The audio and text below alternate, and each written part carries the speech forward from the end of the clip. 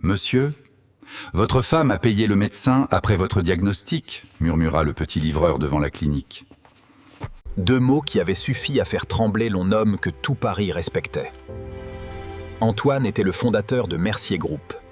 Une entreprise qu'il avait bâtie en 20 ans, après des nuits sans sommeil, des dettes, des sacrifices et la mort de son père. Qui lui avait toujours répété « Ne laisse jamais personne décider de ta vie à ta place ». Mais depuis quelques mois, Antoine oubliait des rendez-vous. Il perdait ses clés. Il répétait parfois les mêmes phrases. Sa femme, Claire, lui disait avec douceur « Mon amour, tu es fatigué. Tu dois te faire aider. Bras. » Et ses associés, Laurent, son ami d'enfance, ajoutaient toujours quoi? « Antoine, pense à la entreprise. Si ton état empire, il faudra peut-être me confier plus de pouvoir. » Quoi? Antoine avait fini par accepter. Une consultation privée avec un grand médecin, le docteur Valmont. Après quelques tests rapides, le verdict était tombé. Claire avait pleuré. Laurent avait baissé les yeux. Et Antoine, lui, avait eu l'impression qu'on venait de l'enterrer vivant. Ce jour-là, devant la sortie de service de la clinique, un garçon maigre, tenant un sac de livraison contre sa poitrine, s'approcha de lui. Il s'appelait Samy.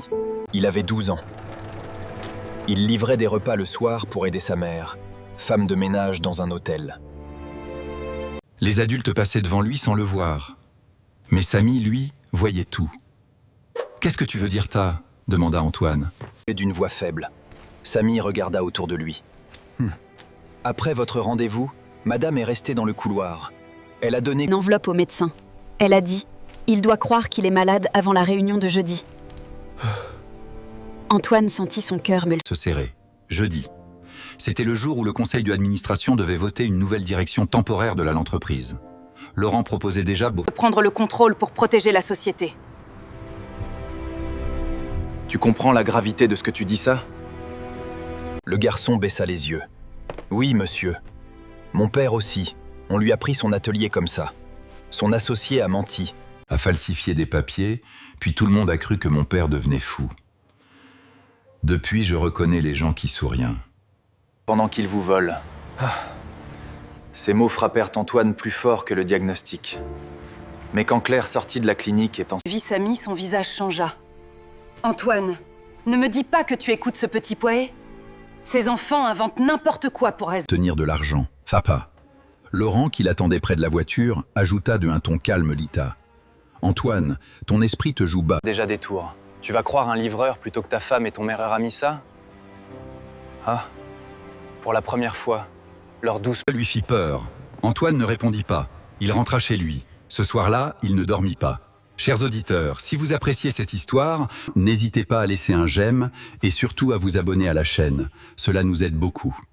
Maintenant, poursuivons. Le lendemain, Antoine ne confronta personne. Il appela discrètement Maître Delorme, son ancien avocat, puis Clara, sa directrice technique, et une femme loyale qui travaillait avec lui depuis 15 ans. Clara, vérifie les accès aux dossiers stratégiques. Rien d'illégal. Juste les traces internes autorisées. Abat. Quelques heures plus tard, Clara le rappela. Sa voix tremblait. Antoine, quelqu'un a téléchargé les contrats confidentiels, les brevets et la liste des investisseurs. L'accès vient du bureau de Laurent. 3 nuits de suite. Maître Delorme, lui, découvrit autre chose. Un projet de document était prêt. Il déclarait Antoine médicalement inapte à diriger. Il donnait à Laurent le pouvoir de vendre une partie de l'entreprise à un concurrent discret. Et la signature de Claire apparaissait. Un témoin familial, Antoine sentit quelque chose se briser en lui. Ce n'était pas seulement une trahison des affaires. C'était son foyer, son lit, son mariage, sa confiance. Mais il fallait une preuve irréfutable. Alors Antoine tendit un piège. Avec Clara et Maître Delorme, il créa un faux dossier confidentiel TAR, un prétendu contrat secret avec un investisseur étranger. Un document accessible uniquement depuis un espace. Que seul Laurent pouvait consulter. Le soir même, à 23h42, le fichier fut ouvert. À 23h47, il fut envoyé à l'adresse privée d'un concurrent. Tout fut enregistré légalement. Le lendemain, jeudi, la grande salle du conseil était pleine. Les investisseurs étaient là. Claire portait une robe noire élégante. Laurent souriait avec compassion. Il posa une main sur l'épaule d'Antoine. Et dit devant tout le monde Sadia. Mon ami traverse une période difficile. Pour son bien et pour le bien de l'entreprise, et je propose qu'il se retire temporairement. Antoine, Je fais ça par amour. J'aimerais inviter quelqu'un. Pas. La porte s'ouvrit. Maître Delorme entra, puis Clara. Et derrière eux, timidement, Samy. Laurent perdit son sourire. Antoine regarda sa femme. Claire, combien n'as-tu donné au docteur Valmont pour qu'il me fasse croire que j'étais malade fille? Un silence glacé tomba. Claire pâlit. Antoine, tu délires. Quoi? Maître Delorme posa une enveloppe sur la table. Coble, nous avons le témoignage du garçon. Les images du couloir de la clinique, les mouvements bancaires et les échanges entre le médecin, Madame Mercier et Monsieur Laurent. Clara alluma l'écran. On y vit les accès nocturnes, les fichiers copiés, le faux dossier transmis aux concurrents. Laurent tenta de parler. Aucun son ne sortit. Antoine se tourna vers lui. Ah, tu m'appelais frère. Pendant ta... Que tu vendais mon entreprise. Plec. Puis il regarda Claire. Et toi? Tu voulais que je doute de ma propre mémoire pour voler ma vie. Ah! La trahison n'avait pas crié. Elle avait souri. Le docteur Valmont fut suspendu et poursuivi. Laurent fut exclu de l'entreprise et livré à la justice. Claire perdit tout droit sur les parts de Antoine. Les investisseurs. Honteux, présentèrent leurs excuses.